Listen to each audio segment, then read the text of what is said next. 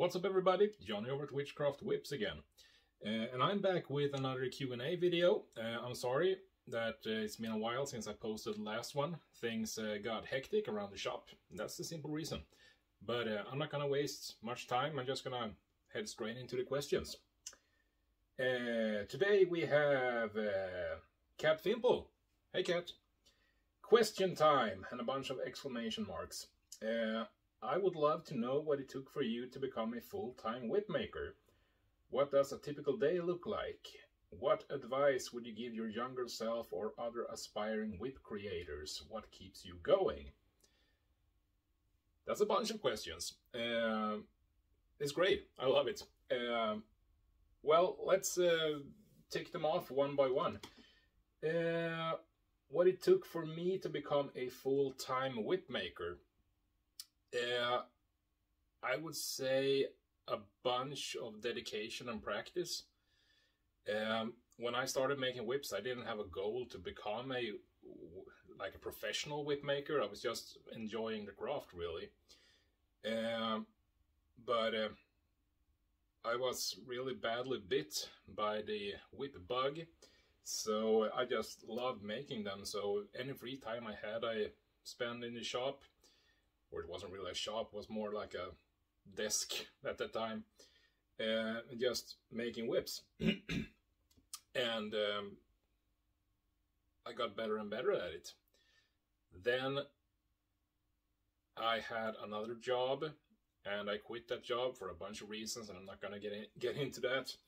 But at the time, I had sort of people showing interest in my whips, so I had more or less like a small order list. It wasn't many, you know, maybe 5 or 6 orders that I was supposed to make in my spare time. But for quite a while I've had orders coming in, so there was always some orders on the list, and orders had been coming in for over a year.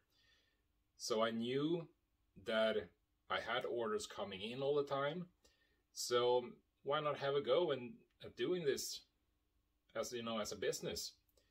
So I quit that job and started my own company, and yeah, just starting to make whips. And ever since then, you know, the amount of orders have gone up and up and up. So the order list has become longer than it was initially, for obvious reasons.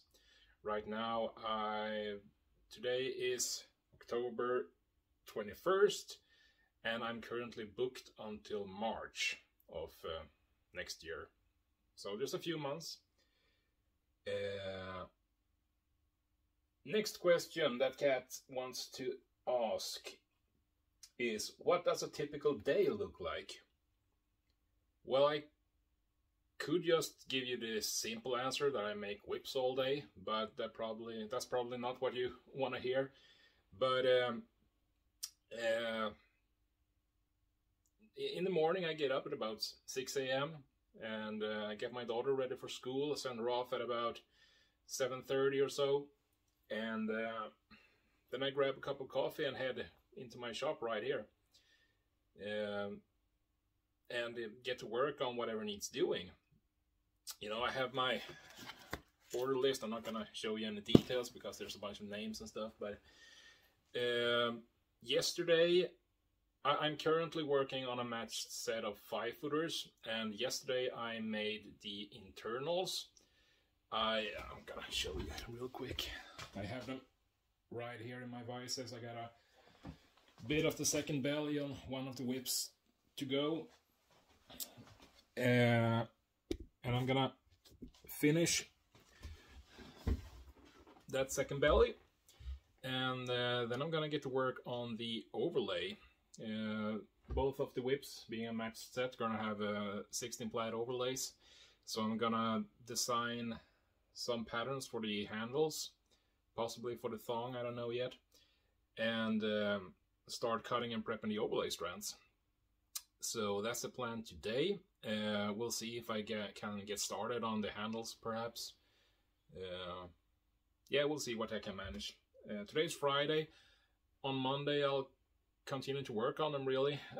I assume I'll do the primary part of the overlays on Monday, and get started with the knots, and that's it. Once those whips are ready and done, I'll start with the next order, which just happened to be... I can't find it right now. Whatever's next on the list. What advice would you give your younger self or other aspiring whip creators?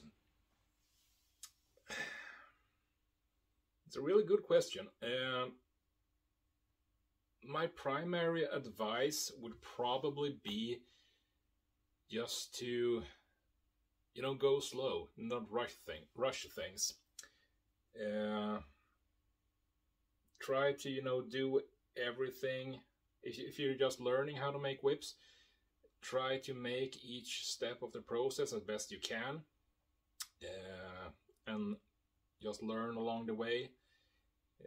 Becoming great at a craft like whip making is like, building a mountain out of a layer of paint, really. It's a slow and tedious process.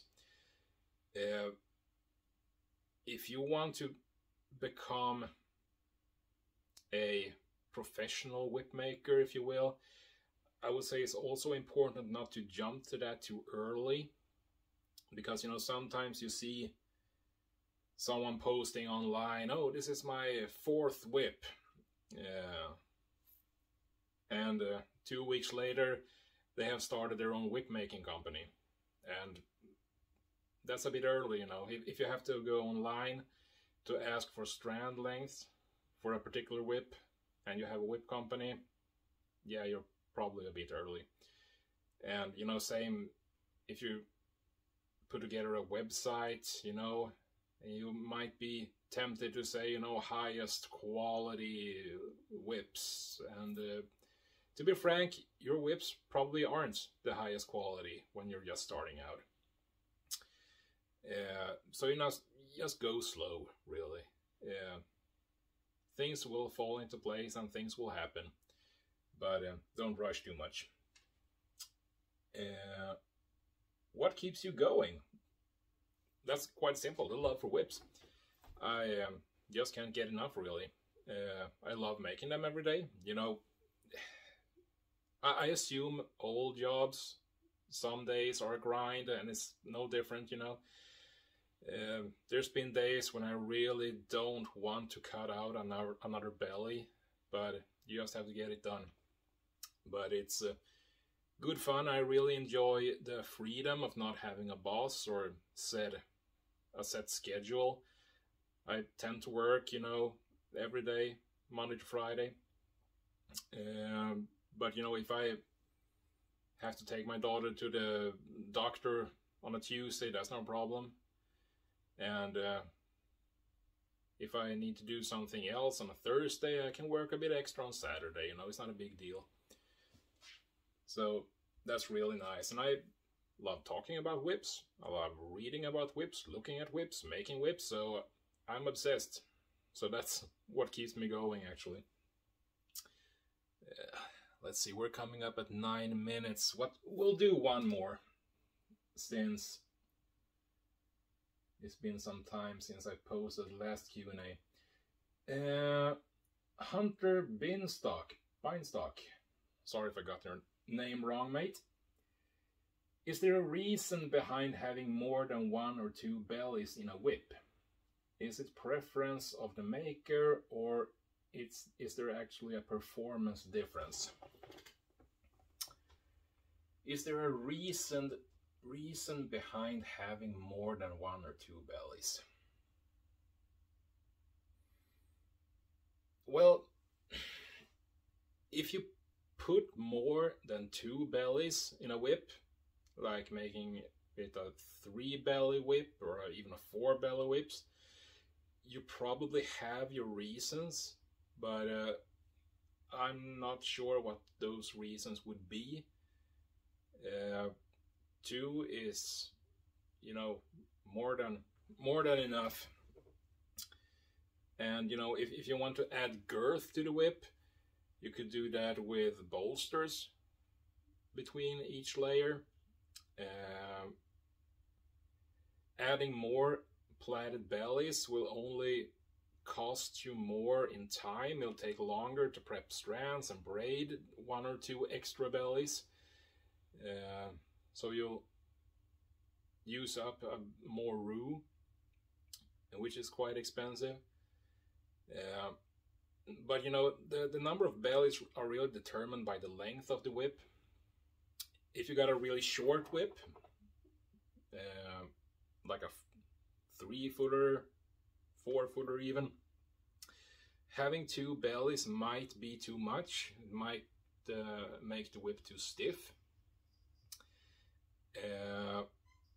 So for short or light whips, you might be better off just using 1 belly. But as you get up into a 5-6 footer, then 2 bellies is just about perfect. And you know, even if you're making a really long whip, say you're making a 16-footer, a 20-foot whip, again, 2 bellies is more than enough. So I can't really see a reason to put a 3rd or 4th one in there. But again, if someone is doing it, they probably have their reasons. I just don't know why. And hope that answers this question. That's it for this time. And I'll try to get another one out soon. And if you have any questions you want to ask, just comment down below or shoot me a message and I'll put you on the list. Bye.